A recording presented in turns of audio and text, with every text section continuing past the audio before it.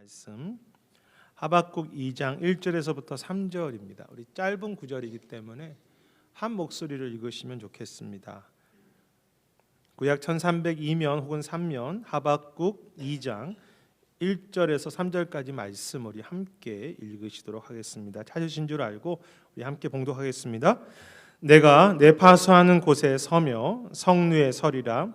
그가 내게 무엇이라 말씀하실는지 기다리고 바라보며 나의 질문에 대하여 어떻게 대답하실는지 보리라 하였더니 여호와께서 내게 대답하여 이르시되 너는 이 묵시를 기록하여 판에 명백히 새기되 달려가면서도 읽을 수 있게 하라. 이 묵시는 정한 때가 있나니 그 종말이 속히 이르겠고 결코 거짓되지 아니하리라. 비록 더딜지라도 기다리라. 지체되지 않고 반드시 응하리라. 아멘. 오늘 하박국 2장의 말씀을 가지고 고통 중의 기다림이라는 제목으로 말씀을 나누기 원합니다.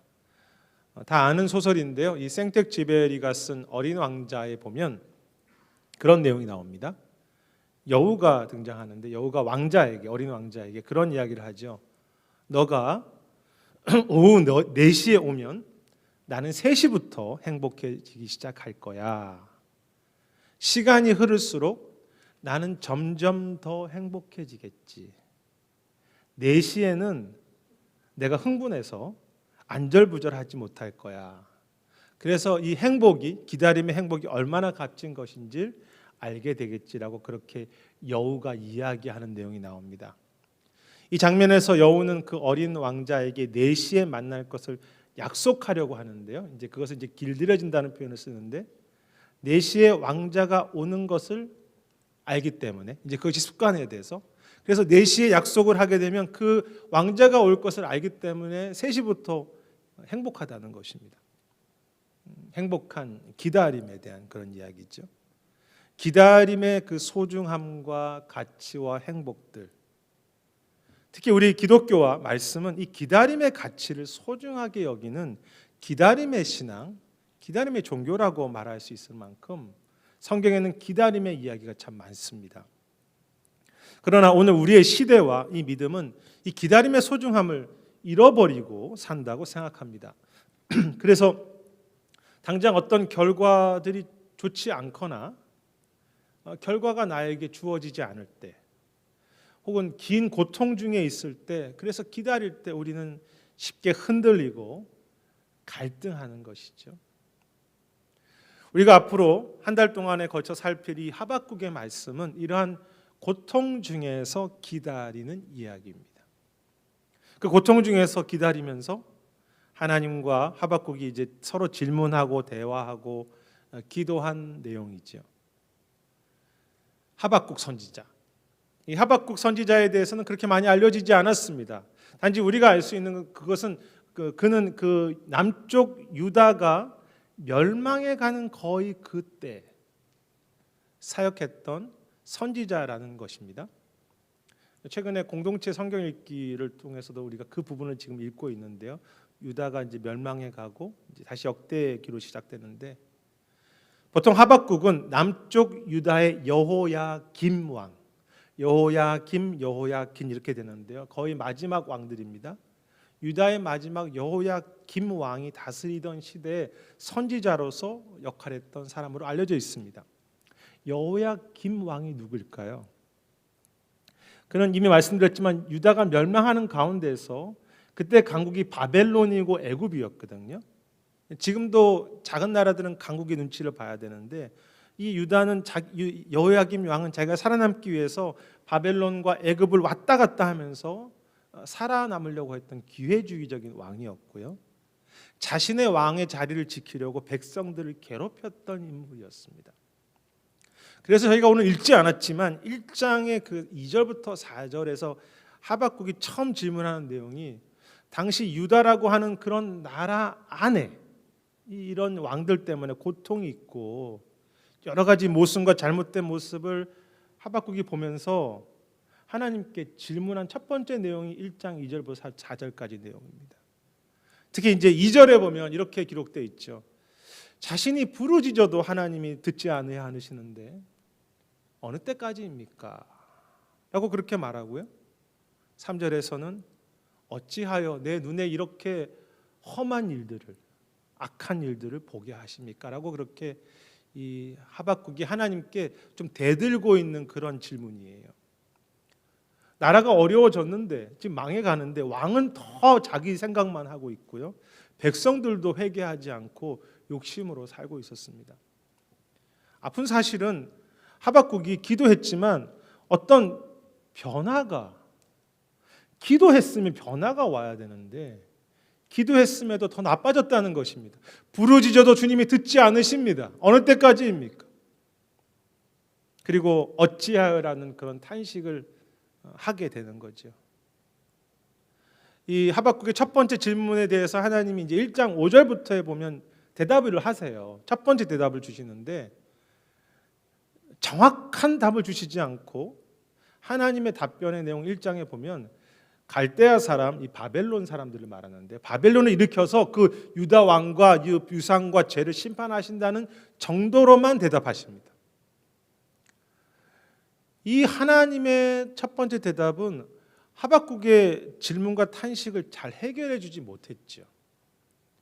마치 우리가 기도해도 우리는 이렇게 기도하는데 전혀 다르게 응답하시는 하나님이라고 할까요? 그래서 이제 하박국이 또 질문하는 것입니다. 하나님께 1장 12절부터 두 번째 질문하는데 13절에 보면 어찌하여 거짓된 자들을 방관하십니까? 악인이 자기보다 의로운 사람을 삼키는데 왜 잠잠하십니까? 하나님의 대답은 바벨론을 들어서 유다를 심판하시겠다고 하니까 이 하박국이 더 화가 나는 거예요. 하나님, 왜 바벨론을 들어서 또 하박국을, 유다를 심판하십니까? 그들은 악한 사람인데 왜 잠잠하십니까? 하나님, 악인들이 이렇게 득세하는데. 그래서 어찌하여라는 표현이 13절에 또 나옵니다. 이 두 번째 질문은 바벨론이라는 사람들은 악한 자들인데 왜 그들을 통해서 하나님의 나라를 심판하시는지, 괴롭히시는지, 그런데도 왜 하나님은 가만히 계시는지라고 그렇게 아파하는 거죠. 그래서 이 하박국 1장에는 두 번의 질문과 하나님의 한 번의 대답이 섞여 있어요. 그렇지만 그 대답은 기도에 전혀 다르게 응답하시는 하나님이시고요, 하나님과 그의 백성들을 악하게 하는 그 세력들이 있는데 여전히 침묵하시는, 아무것도 행하시지 않은 것 같은 그런 하나님이십니다. 하나님 왜 그렇게 하십니까? 이해가 되지 않습니다. 어찌하여? 그래서 이 하박국은 아무리 하나님을 좀 이해하려고 해도 하나님의 생각을 온전히 알 수가 없었습니다. 그리고 이러한 갈등이나 다 이해할 수 없는 것은 저나 여러분도 마찬가지이지 않습니까? 세상에 악이 있는 것은 둘째 치고라도 주님이, 하나님이 교회의 주인이신데 교회 안에도 악이 있고 교회 안에 진실함과 예배함과 겸손과 주님을 향한 그 사랑을 참 찾기 힘든 시대인 것 같습니다. 교회 안에도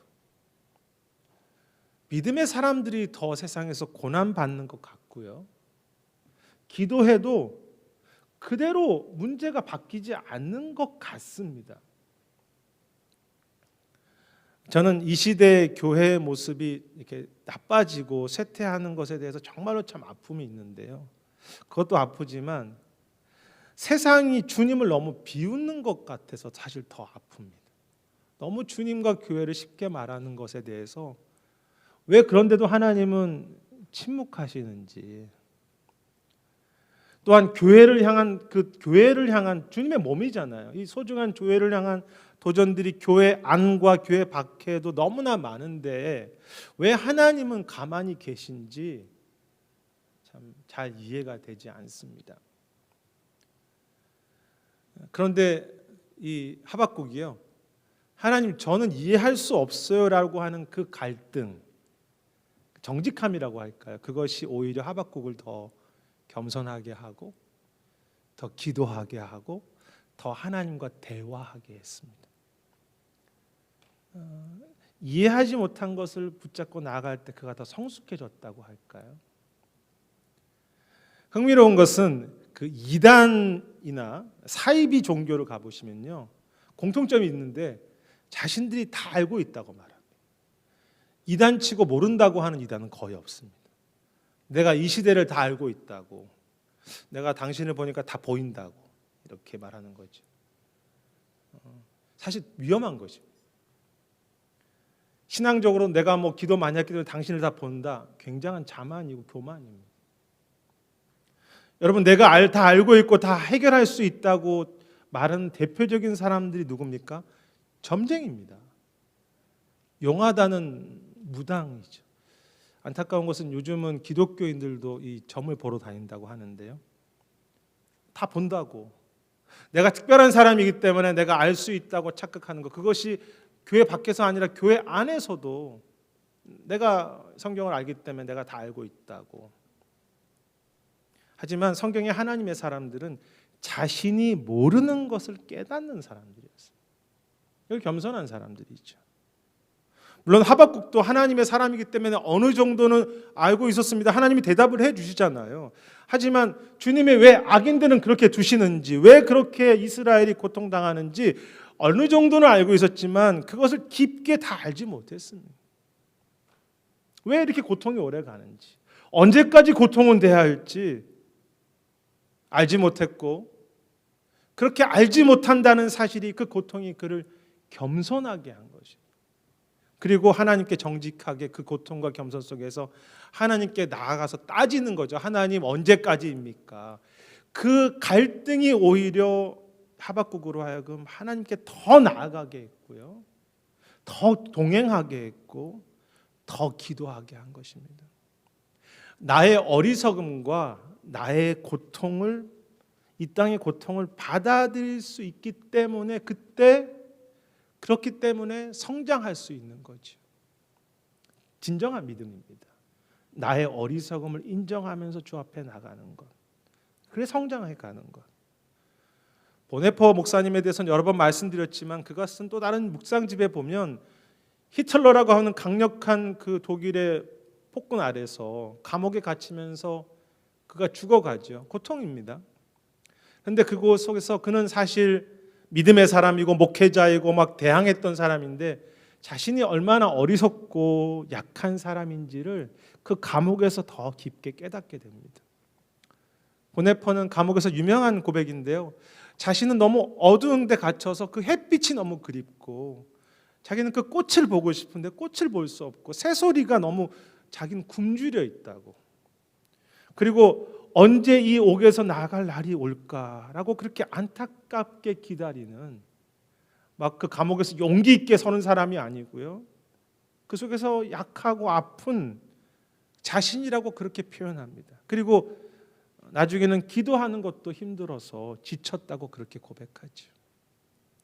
믿음의 사람이고 용감한 사람이고 히틀러에 대항했던 사람이지만 하루하루 고통을 견뎌나기가 너무 힘들고 평범하며 약한 보네퍼이지요. 그래서 그는 늘 그렇게 기도합니다. 주님, 저로 하여금 오늘도 견디게 하옵소서. 정직한 것입니다. 주님, 오늘도 저를 견디게 하여 주시옵소서.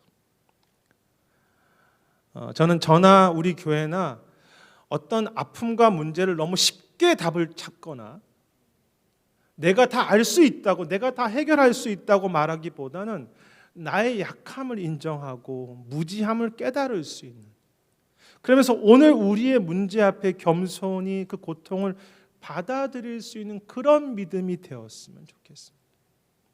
정직할 수 있는. 그래서 더 하나님 앞에 나아가서 하나님 언제까지예요? 라고 그렇게 기도할 수 있는, 한 걸음 걸어갈 수 있는 그런 성도들, 내 자신이든 이 땅이든 사실 고통 가운데 있지 않습니까? 얼마나 고통이 많습니까? 그 고통을 무시하지 않고 부여잡고 같이 아파할 수 있는 그런 성도들과 그런 교회들이 되시기를 주님의 이름으로 축원합니다. 그런 참 내 무지함을 인정하며 고통을 품을 수 있는 그런 교회, 그런 믿음. 하박국의 고통인데요, 갈등과 아픔과 무지함을 인정하고 더 하나님께 나아가고 내가 모르기 때문에 기도할 수밖에 없는, 하나님을 붙잡을 수밖에 없는 그런 모습이죠. 그리고 바로 그런 간절히 하나님을 기다리고 소망하는 내용이 우리가 읽었던 2장 1절의 하박국의 모습입니다. 우리가 읽었던 2장 1절에 보면 하박국은 자신이 파수꾼으로서 성루에 서 있다고 그렇게 말합니다. 요즘 참 잘 쓰는 말은 아닌데요. 성루, 즉 영어로는 램파트라고 하는 것인데 뭐 성벽도 괜찮고요. 성벽의 가장 높은 곳에서 이렇게 바라보는 곳, 상징적인 표현이죠. 자기가 거기 서 있다는 것입니다. 왜 서 있습니까? 하박국은 너무나 질문하고 또 질문했는데 하나님의 답이 그의 마음에 안 들기 때문에 하나님의 진정한 응답을 간절히 기다리고 있다는 의미가 됩니다. 그리고 그렇게 기다리고 마치 성에 서서 언제 오지라고 하는 그런 것을 기다리는 하박국에게 하나님이 답을 주시는 것이 오늘 읽었던 2장 2절과 3절의 말씀인데 참 중요한 이야기죠. 하나님의 답변이 무엇입니까? 2절에 보면 묵시 혹은 말씀을 기록하여 판에 명백하게 새겨서 달려가면서도 읽을 수 있게 하라고 하십니다. 말씀을, 묵시를 판에 새겨서 명백하게 기록하고 그것을 달려가면서 볼 수 있게 하라. 좀 어려운 표현인데요. 그 의미는 두 가지로 크게 해석해 볼 수 있습니다. 그 말씀을 기록하여 판에 기록한다는 것은 끝까지 그 말씀을 붙잡을 수 있도록 보관하라는, 붙잡으라는 의미가 있고요.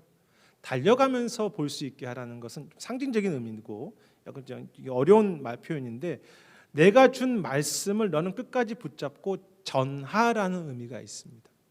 말씀을 잘 붙잡으라. 그래서 끝까지 전하라. 근데 좀 이상합니다. 그것이 어떤 의미이든 하나님의 답은 속 시원하게 문제를 해결하는 것이나 상황의 변화를 약속하지 않고 계시고요. 말씀을 붙잡으라고 말씀하십니다.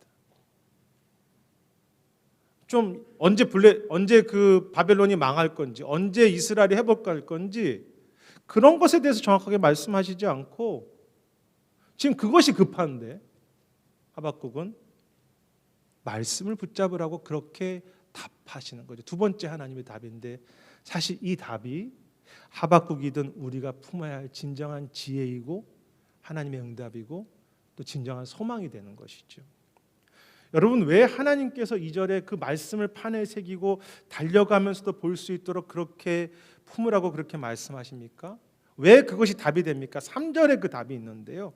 이런 표현입니다. 참 오늘 중요한 구절이죠. 하나님은 묵시는 즉 약속은 정한 때가 있나니 비록 더딜지라도 기다리라 지체하지 않고 내가 이루시겠다고 말씀하십니다.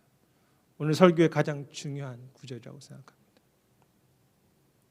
묵시는 때가 있는데 너가 더뎌 보이지만 내가 반드시 이룰 것이니까 기다리라. 하나님은 너무 분명하게 그 묵시와 말씀은 그것을 이루는 때가 있다는 것입니다.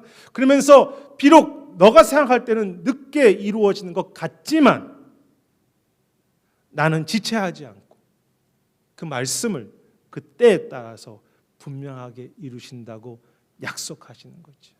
그 하나님의 소중한 약속이 사실 3절입니다. 그러면서 하나님이 하박국에게 도전하시는 것이죠. 그러니 너는 기다리라. 그 말씀이 이루어지는 것을, 그 묵시가 완성되는 것을 너는 기다리라.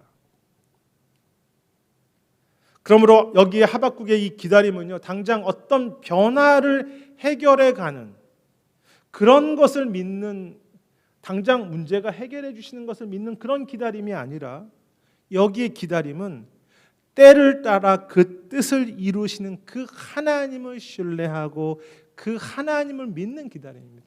주님이 그 뜻을 이루신 걸 나 신뢰해요. 그 기다림. 여러분, 성경에서 말하는 기다림이 무엇입니까? 당장의 어떤 변화와 어떤 내가 맞는 그런 응답을 넘어서 하나님을 신뢰하기 때문에 그 말씀을 붙잡고 하나님의 이루심을 기대하고 기도하는 것이 기다림이죠. 진정한 기다림입니다. 그래서요, 이 성경의 기다림은 포기하고 뭐 언젠가 되겠지라고 하는 그런 좀 이렇게 부정적인 그런 소극적인 기다림이 아니라 막 적극적으로 그래 하나님이 이루심을 내가 믿어요. 그 하나님의 임재와 그 은혜를 갈망하기 때문에 오늘 내가 믿음으로 기다리는 것을 말합니다. 막 눈이 반짝반짝하게 기다린다고 할까요? 그 TV에서 개를 훈련할 때 보니까 가장 중요한 게 기다려더라고요. 보니까 미국 개는 또 웨이트하고 이렇게 기다려요. 미국 영어를 알아듣고 한국 개는 또 기다려라고 하는데요. 제가 보았더니 훈련된 개는 정말로 주인이 기다리라고 하면 아무리 먹고 싶은 게 앞에 있어도 기다리는 것을 보았습니다. 참 굉장히 훌륭하다는 걸 보았는데요. 왜냐하면 주인을 신뢰하는 거죠. 비록 자기 생각할 때는 먹고 싶지만 주인이 기다려라고 하면 뭔가 주인이 나를 하는 뜻이 있겠지, 때가 있겠지.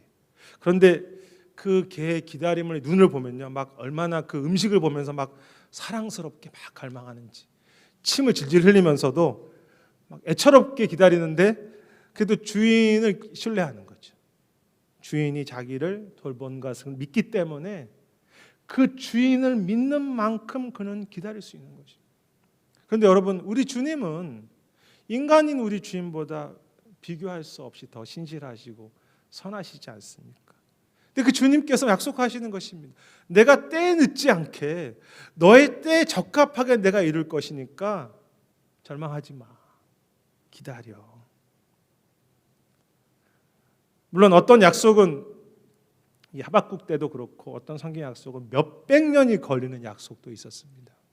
여러분, 하박국이 이 비전을 품지만 사실 이 이스라엘이 회복되고 하나님의 나라가 오는 것은요 600년이 지나서 예수님이 메시아가 이 땅에 오셔서 십자가에 부활하심으로 이루어진 약속이었습니다. 아니, 주님이 오셨다고 끝났나요? 주님이 오셨지만 그 나라의 완성은 지금 우리도 아직도 기다리고 있는 약속이지 않습니까? 그 마지막의 회복을 지금도 우리는 기다리는 것이죠. 하지만 역사를 보면요, 이 약속 이후에 몇십 년 후에 바벨론이 멸망합니다. 그렇게 소망하던 하박국의 응답을 하나님께서 때에 따라서 이루시고요, 그 말씀이 이루어집니다. 그리고 결국 이스라엘이 완전하지 않지만 몇십 년 후에 이스라엘이 다시 자기 나라를 회복하면서 그렇게 멸망했던 나라가 바벨론, 페르시아로부터 회복되어서 그 나라가 회복되는 말씀도 하나님은 그 자신의 때에 따라서 이루셨습니다. 하나님은 자기의 때에 그 말씀을 이루시는 거죠. 그 히브리어 성경을 보면 여기에 기다린다라고 하는 동사는 그냥 한번 기다려보고 끝나는 것이 아니라 계속 긴장감을 가지고 계속 또 기다리고 오늘 하루를 기다린다는 그런 의미가 있는데요. 오늘, 지금, 여기서 기다리는 것을 의미합니다. 그런데 그 오늘의 그 하루의 기다림과 연관하여서 우리가 주목할 것은 주님은 때가 되면 이루신다. 지체하지 않고 이루신다고 말씀하셨는데요. 때가 되면 이루신다. 그런데 그 의미는요, 하나님은 그 약속과 말씀을 오늘도 필요한 순간순간 가장 적합한 때에 오늘도 그 말씀을 이루시고 계시다는 의미가 있습니다.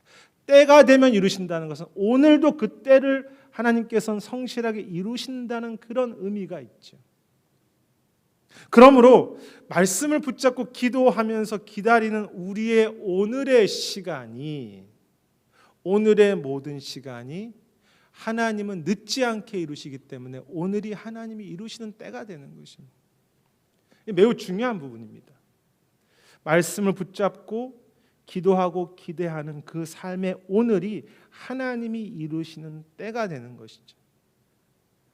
그래서 말씀을 붙잡고 기도하는 사람은요, 내가 원하는 응답은 얻지 못할 수 있겠지만 오늘 어떤 모양이든지 하나님께서 그 말씀을 이루시는 것을 깨닫고 경험하는 그런 삶이 되는 것입니다. 어떤 모양이든지.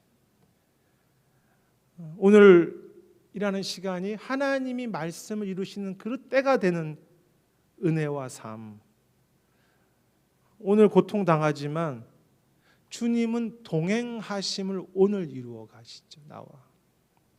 오늘이 하나님의 이루시는 때가 되어서 내가 지금 다 응답은 받지 못하지만 하나님을 조금 더 알게 하시고 내가 성장하게 하시는 것입니다. 우리가 계속 주님을 향해서 나아갈 수 있게 하시는 것도 이루시는 거죠. 오늘. 고난 중에 있지만 오늘이 하나님이 이루시는 때가 되어서 위로를 주시는 것입니다. 작은 위로들, 가정 안에서, 교회 안에서. 그래서 내 안에 작은 천국을 이루시죠, 주님이.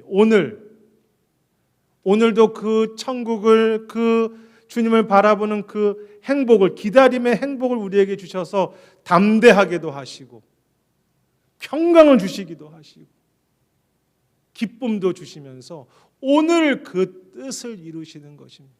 여러분, 이 하박국이요, 계속 고난 중에 있지만 나중에 가면 위대한 찬양을 합니다. 무화과 나뭇잎이 마르고, 이 찬양이 하박국의 찬양이거든요. 근데 고난 중에 있는데 그의 삶이 찬양의 삶으로 바뀌어요. 아무런 응답이 없었지만 하나님은 그때가 바로 그 하박국의 고난의 오늘이 하나님의 때가 되게 하신 거죠. 바로 오늘이 하나님이 이루시는 때가 되는 그런 기다림의 삶, 그런 기다림의 행복. 앞에서 말했던 보네퍼가 이런 이야기를 합니다. 말씀은 살아있고 능력이 있는 하나님의 말씀이라고 강조하면서 하나님은 항상 말씀을 굳건히 붙잡으시는데 하나님은 그 말씀을 바라보고 붙잡는 사람들도 굳게 붙잡으신다고 했습니다. 왜? 하나님은 항상 말씀으로 역사하시는데 그 말씀을 붙잡고 소망하고 나아가는 사람들도 견고하게 붙잡으신다고 하면서 그가 이렇게 기도합니다. 주님, 저가 그 히틀러나 이 독일 군인들을 향한 증오를 넘어설 수 있게 해주세요. 주님, 두려움에서 건져주셔서 저에게 그런 이길 수 있는 믿음을 달라고 그렇게 말씀을 의지해서 기도합니다. 정말 믿음의 기다림이죠. 상황은 바뀌지 않는데. 근데 감사한 게 뭔지 아십니까? 그가 감옥에서 결국 순교했거든요.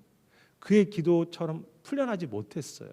근데 그 감옥에서 그가 썼던 그런 수많은 찬양들이 있는데 이런 찬양이 있습니다. 주님, 제 가슴은 연약하지만 주님은 언제나 강하십니다. 그래서 저도 강합니다. 제 안에 지금 고통이 있지만 주님 안에는 인내가 있기 때문에 저도 인내합니다. 라고 그렇게 찬양합니다. 마치 하박국처럼. 말씀을 붙잡고 기다리고 기도하는 그 감옥이라고 하는 현장이 하나님이 이루시는 때 하나님이 가장 적합하게 이루시는 그의 응답이 이루어지는 현장이 된 것이죠. 아픔 속에서도 찬양이 막 나오고 주님을 고백할 수 있는, 지친 그 하박국을 향해서, 아니 앞이 보이지 않는 오늘 우리의 삶과 교회를 향해서 주님이 말씀하십니다. 묵시는 정한 때가 있나니 그 날이 속히 이르겠고 결코 거짓되지 아니하리라. 비록 더뎌 보일지라도 더딜지라도 기다리라. 지체하지 않고 내가 반드시 이루리라. 주님은 그 약속을 지금까지 이루셨고요, 지금도 이루고 계시고 앞으로 우리 삶 속에서도 이루어 가실 것입니다. 오늘 불렀던 찬양인데요, 이런 가사죠. 주님의 시간에 주의 뜻 이루어지리 기다려 하루하루 살 동안 주님 인도하시니 주 뜻 이룰 때까지 기다려 그때를 주의 뜻 이루어지길 기다려. 주의 뜻 이루어질 때 우리들의 모든 것 아름답게 변하리 기다려. 저는 그 가사 중에 하루하루 살 동안 주님 인도하시니, 기다림이 미래의 것이 아니고요, 오늘 하루에 주님의 때가 되는 것입니다. 이 찬양 한번 같이 불러볼까요?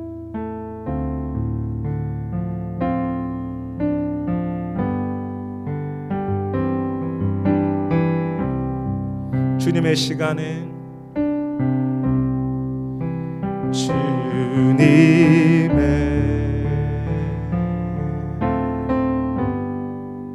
시간에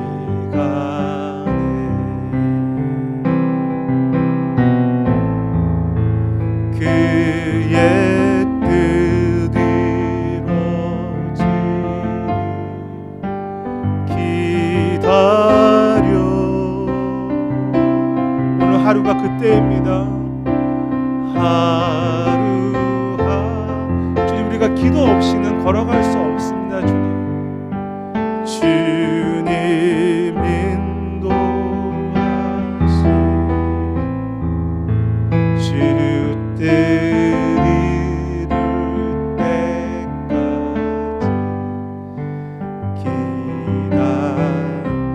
기다려 그때를 기다려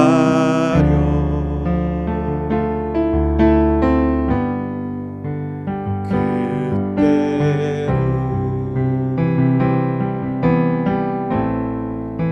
주의 뜻 이루어지리 기다려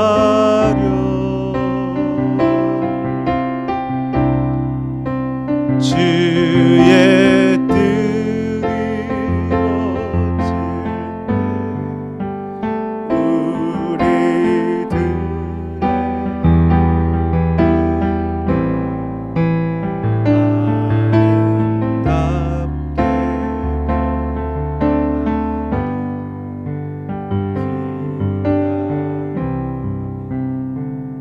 너가 4시에 오면 나는 기다림으로 행복할 거야.